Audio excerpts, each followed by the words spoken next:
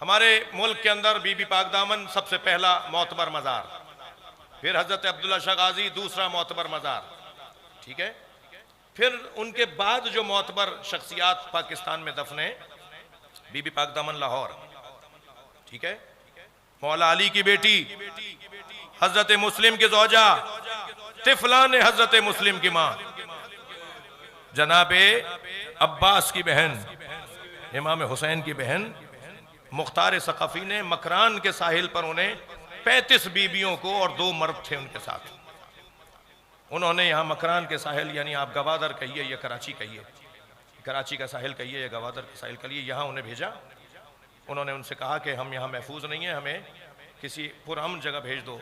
तो उन्होंने कहा सिंध में वहाँ का जो हिंदू है, वहाँ का जो रिहायशी है, उस वक्त तक इस्लाम की, तो हज़रत मोइनुद्दीन चिश्ती रहमतुल्लाह अलैह ने तो उनके 400 साल के बाद आकर इस्लाम फैलाया है जी।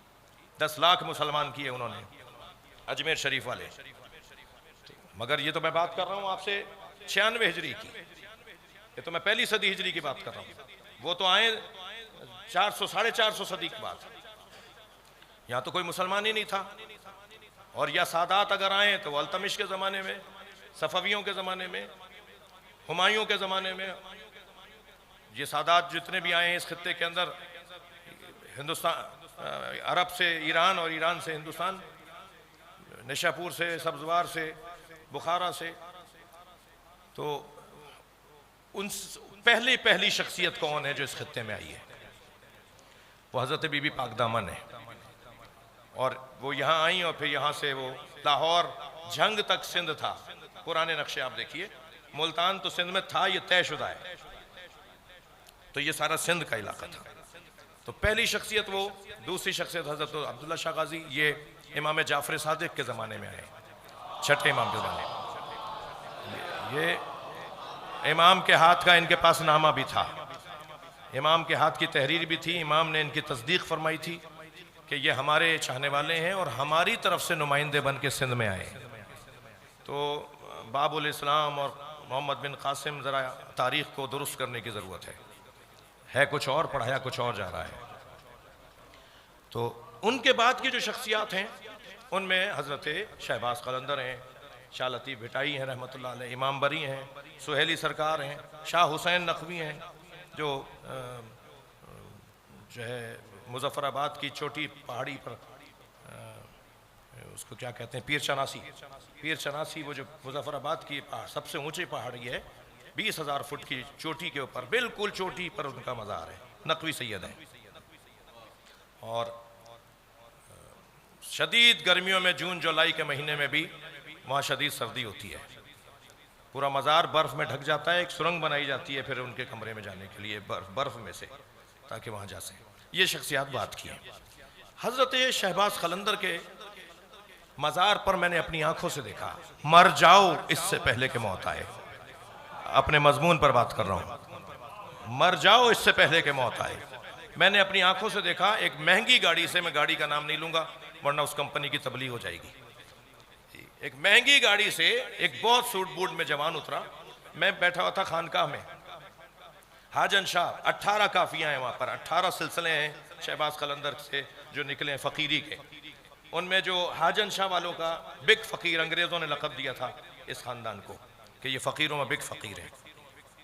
मैं उनसे, मरहूम मग़फ़ूर से उनका इंतकाल हो गया, उनके पास उनकी काफ़ी में, उनकी खानकाह में बैठा था। उनके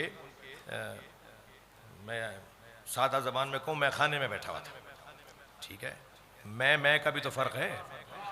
आप लोग भी तो इस वक्त मैं पी रहे हैं, आप लोग जो इस वक्त मैं पी रहे हैं उसका नशा ही कुछ और है। सलवात पढ़े ज़रा मोहम्मद व आले मोहम्मद। तो वहाँ वो एक मैंने देखा, सामने गाड़ी रुकी, बड़ा सूट बूट में एक बड़ा खूबसूरत सा जवान उतर कर आया, हमारे बराबर से सलाम करता हुआ गुजरा। और पीछे उनकी खानकाह में एक झुग्गी थी, कमरा था छपड़े का, उसमें गया। वापस हम बातें कर रहे थे तो मैंने देखा कि कोई गुजर रहा है दोबारा, मगर उसने कशकोल डाला हुआ था, कपड़े उसने फटे हुए पहन लिए थे। और तो थोड़ा गौर करने पे मुझे एहसास हुआ कि ये तो वही है। तो मैंने शाह साहब से कहा, जन शाह मरहूम से, मैंने कहा शाह साहब ये जवान वही है जो भी गया था? कहना ये वही है। मैंने कहा क्या माजरा है? ये इतने महंगे कपड़े उतार के इतनी महंगी गाड़ी को छोड़कर अंदर गया है, कपड़े बदल कर अब दोबारा बाहर जा रहा है, ये माजरा क्या है? तो कहने लगे कि ये हर कुछ मुद्दत के, इतना एकड़ 1000 एकड़ का जमींदार है, इतना खानदानी पैसे वाला है, इतना पढ़ा हुआ है, ये हर कुछ मुद्दत के बाद यहाँ आता है, अपना ये लिबास तब्दील करके कलंदर का फकीर बन के 1 2 3 दिन जितना इसका दिल करेगा इतना रहता है। ये फकीरी में एक निसाब है कि जब तुम्हारा नफ्स बहुत ज्यादा तगड़ा हो जाए तो उसे मारने के लिए कोई ऐसा काम करो कि मौला अली के फरमान पे अमल हो जाए कि मर जाओ इससे पहले कि मौत आए। अजीजान गिरामी,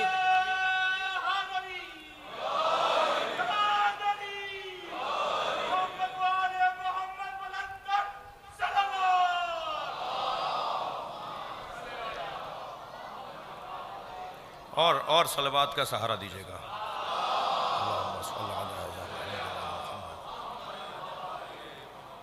ये जो मर जाओ इससे पहले कि मौत आए, मौत को औलवियत दी है अल्लाह ने, और मौत को औलवियत दी है उस घराने ने जिनके साथ जुड़ने से हमारी जिंदगी लजीज हो जाती है। मौला अली से पूछूं, मौला मौत कैसी है? मौला फरमाते हैं हुब्बी बिल मौत। मौला अली का फरमान सुना रहा हूं, हुब्बी बिल मौत का हुब्बिस सभी मिन सदी उम्मे। मेरी मोहब्बत मौत के साथ ऐसी है जैसे दूध पीते बच्चे की मोहब्बत मां के सीने से। मैं तो मौत से मोहब्बत करता हूं। जब मौत से मोहब्बत हो जाए तो मौत मारेगी क्यों? तवज्जो है अब हज़रात की? जब मौत से मोहब्बत हो जाए तो मौत मारेगी क्यों? जिसकी मोहब्बत मौत से हो जाए फिर मौत उसकी नहीं रहती, उसका मजार हिदायत दे रहा होता है, उसकी कब्र रोशनी फैला रही होती है, उसका तस्करा हौसले बढ़ा रहा होता है। मैं जिंदा हूं इस पर मुझे शक करना चाहिए, हुसैन जिंदा है इस पर मुझे यकीन होना चाहिए।